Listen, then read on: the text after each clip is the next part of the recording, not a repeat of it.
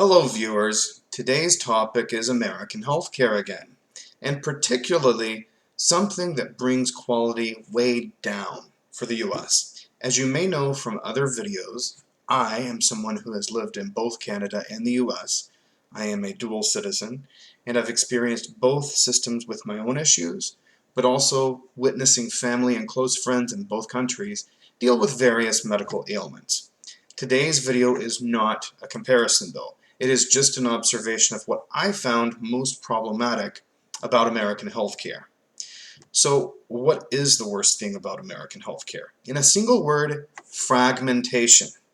Extreme cost is a problem with access to care, but fragmentation is the major problem in American healthcare, even if you have access to various medical plans. I will explain this further. The U.S. has come a long way from what it was like when I was a kid. Since the Affordable Care Act was implemented in 2014, most states now allow instant access to Medicaid, which are the state-based public insurance plans at little or no cost to the recipient. If you lost a job and cannot afford a private health plan, these are the plans you can get. There are several states that opted out of Medicaid expansion in 2014, and where you don't get automatic qualification, and you have to qualify for social security disability in order to receive Medicaid benefit if you're under the Medicare qualification age of 65 in those states. Speaking of which, I think you know where I'm going with this conversation. The U.S. health system is so complex, so stratified. There is no guarantee here. When you switch employers, you're forced to switch health plans. When you become unemployed and you don't qualify for disability, in many states you have to go without health care altogether. But in the states that have Medicaid expansion, you still have to switch plans and possibly doctor and hospital networks that you may be working with. This fragmentation is a major problem. Fragmentation can actually be deadly. Let me explain. If you are a cancer patient, and you're in the state of Texas, for example, one of the states that didn't expand Medicaid, as a working adult under the age of 65, and you had to stop working because you can't handle intense cancer therapy at the same time as working, which is the smart recommendation of any doctor, you shouldn't be working, you are not automatically eligible for Medicaid in a state like Texas that didn't expand under the Affordable Care Act. You, as the patient, have the responsibility to go to the federal Social Security office. You, as the individual, have to fill out an application for disability benefits. And you, as the cancer patient, have to wait for them to process and be declared as disabled. Mind you, none of this is an automatic guarantee. And surprisingly, in the US, lots of cancer patients aren't deemed disabled from working. I'm not kidding you. For those poor people, they can't get Medicaid if they're in one of these states and must maintain some type of employment to treat their cancer. That's very draconian. That's the antithesis of living in a modern advanced democracy.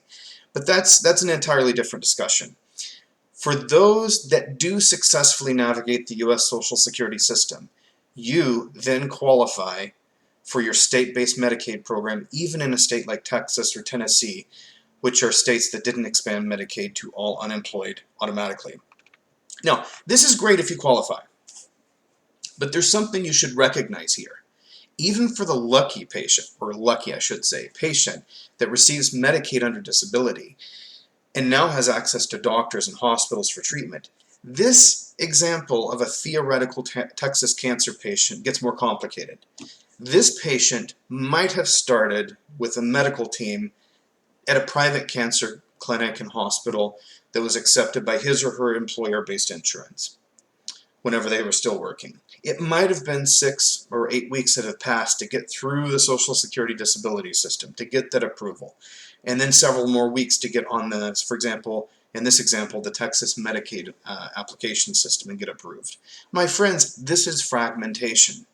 Even if you have a public fallback program in the US to fall back on, you could go potentially 6 weeks, 8 weeks, even several months without your chemotherapy, without your radiation treatments, or whatever your doctor prescribes. Why? Because you can't work and you can't afford it until you get qualified for this new medical plan, for these public plans. Not only that, but your original hospital and doctors might not even accept Medicaid payments. So, in the United States, private health services are under no obligation to participate in and accept public insurance patients from Medicaid. And this is true even if you're in a state like Minnesota or Washington State, some of these more progressive states where Medicaid was expanded without the need to qualify for disability first. You automatically get Medicaid if you lose a job in Minnesota, unlike Texas. Even still, even in Minnesota, you still have to switch doctors to another facility if you transition away from your employer private plan to a Medicaid plan. You might have to.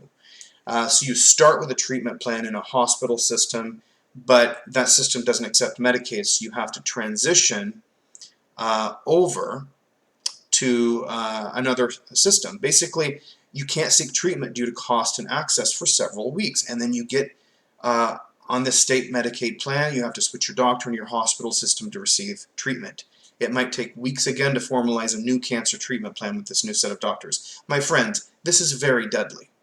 Very serious business here.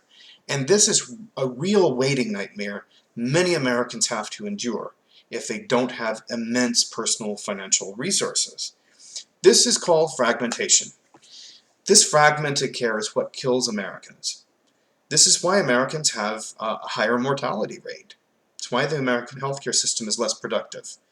When you have to cross your fingers and hope for you to qualify for a plan, and then once you qualify, you have to switch doctors and hospitals.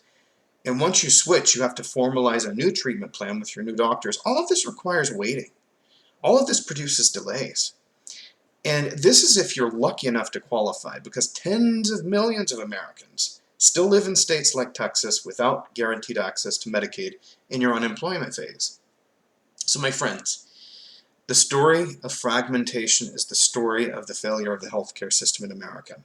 Of all of the myths to wait lists here in Canada, one thing we don't have is this fragmentation of care problem.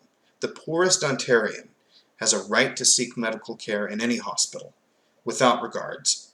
Even going to Princess Margaret Cancer Hospital down in Toronto, which is one of the world's top cancer clinics. It's on par with MD Anderson in Texas. You don't have to have employment status. You don't have to jump through hoops and hopes that you qualify for a plan once you stop working. You don't have to pay immense amounts of cash to access the doctors or hospital systems here. You just get care. So, I mean, that's a little bit of a comparison between Canada and the US, but I hope this video has been helpful to Americans in recognizing this deadly trap of fragmentation.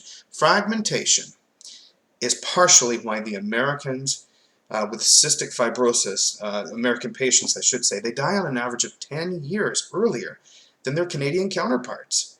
Americans have a very hard time receiving access to consistent, high-quality, non-fragmented healthcare services, all because it's tied to your employment and your employment status. That fragmentation is what kills most Americans. I hope this video has been insightful. I thank you for watching.